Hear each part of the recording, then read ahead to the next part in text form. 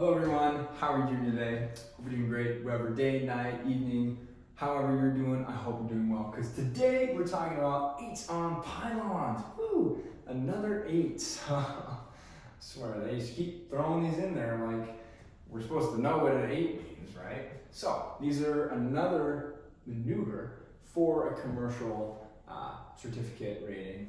But if you're not doing that, if you're doing private and you're interested in what these maneuvers are, well, thanks for tuning in.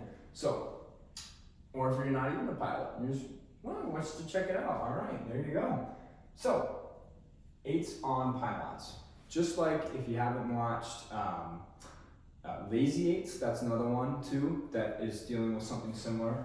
But this is a different approach. This is using a visual reference on the ground, okay? So these ones, when we talk about it, let's say the wind is coming from this way, right? This is the wind. Okay, so we're gonna have 8's on pylons, so it's a visual reference maneuver, okay?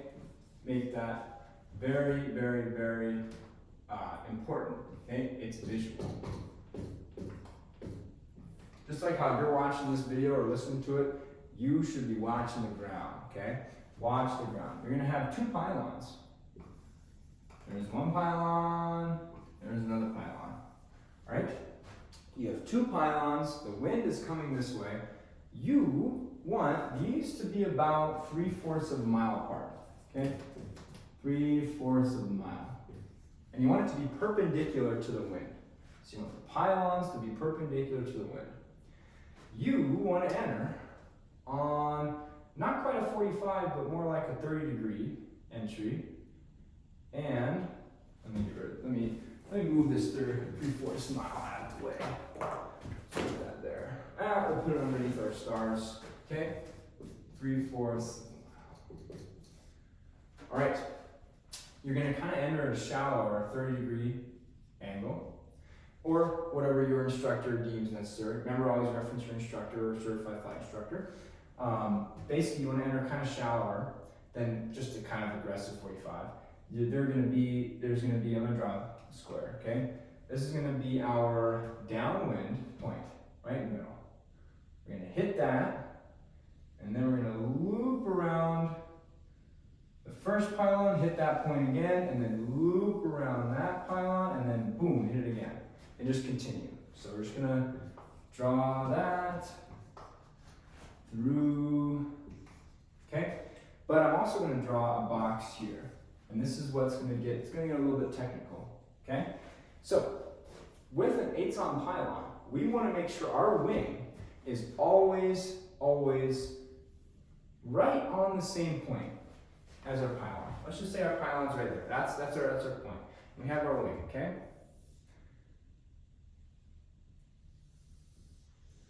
We want to make sure that this point, and in reality, we want to make sure to be honest, it's on the point, okay?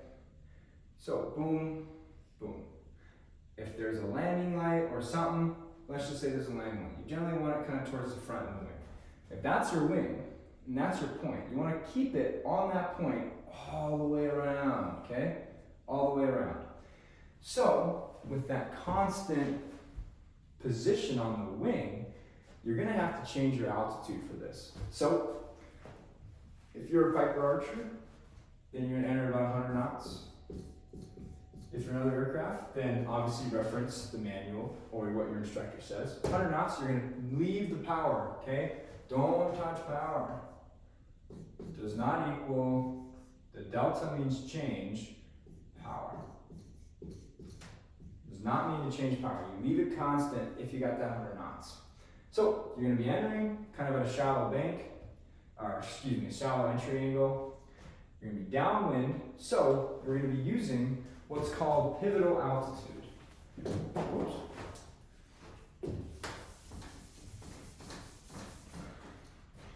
Pivotal altitude, PA. The formula for pivotal altitude is ground speed squared divided by 11.3 plus the field elevation. Okay? turning, but you get the point. So that is our equation. Ground speed squared divided by 11.3 plus the field elevation is going to give us our pivotal altitudes.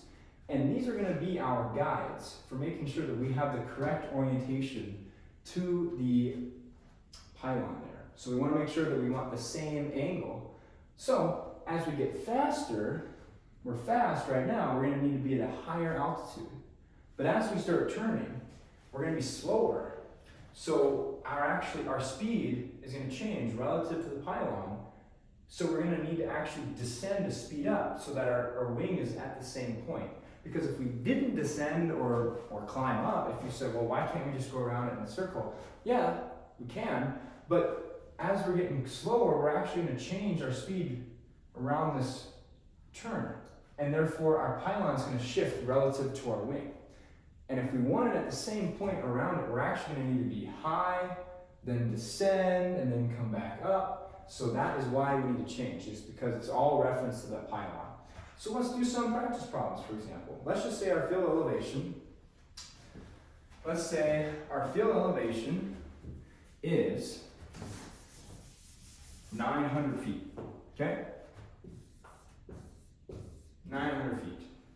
And let's just say the winds today are about 10 knots, right? So we know that we're downwind, we're flying at 100 knots, so our ground speed, so 100 knots indicated, our ground speed, if we have a 10 knot tailwind, is 110 knots, correct, 110 knots. Okay, 110 knots. So let's do our upwind, let's do our downwind pivotal altitude. And you'll see why this is higher altitude than your upwind was. So what's our,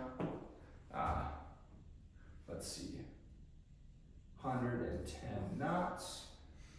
110 knots squared divided by 11.3 plus 9 you got, but I got 1970. Okay, 1970s, wow. Shout out to 1970s.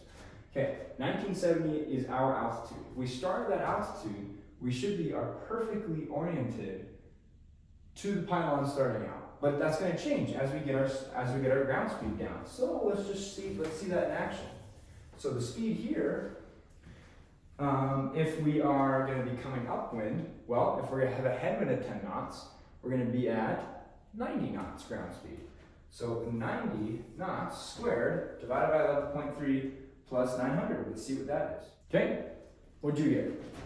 I got 1616. 16. So, because we had a slower ground speed, we actually have less altitude via this calculation.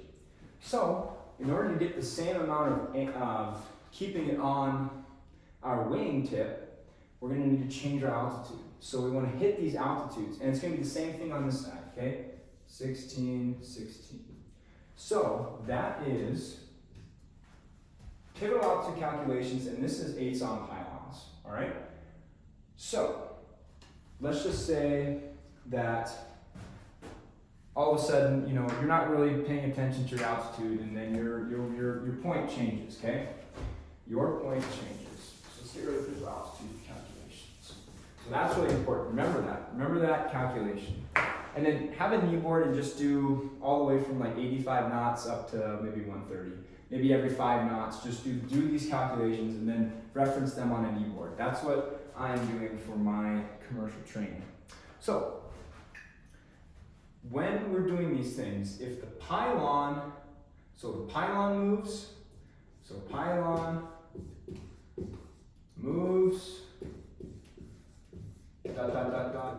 moves, you move, same. So, pylon is starting to drift back, you drift back, you pull back, okay? Pylon is moving forward, you push forward. You do whatever the pylon does. Pylon moves back, yoke moves back, okay? Pylon moves forward, yoke moves forward. Remember that. So, follow the pylon. And remember, anticipate. Know you're going to be high and know you're going to need to descend. So start descending, because if you don't, pylon's going to start chasing in front of you because you're slowing down. You're going to need to start pushing down that nose, speed up so you can catch up to it, okay? It's all about a game between catching this. And you want to catch it, you want to hold it, all right? So this is what 8's on pylons is. Remember the equation, all right? Ground speed squared divided by 11.3 plus field elevation. All right, I don't know if you can see that, but 11.3, and that's ground speed squared divided by 11.3 plus field elevation. That is your pivotal altitude calculation. So this is 8's on pylons. So thank you for watching. Hope you're having a wonderful night, day, evening, and remember, fly safe, have fun, stay cool. All right. See you around.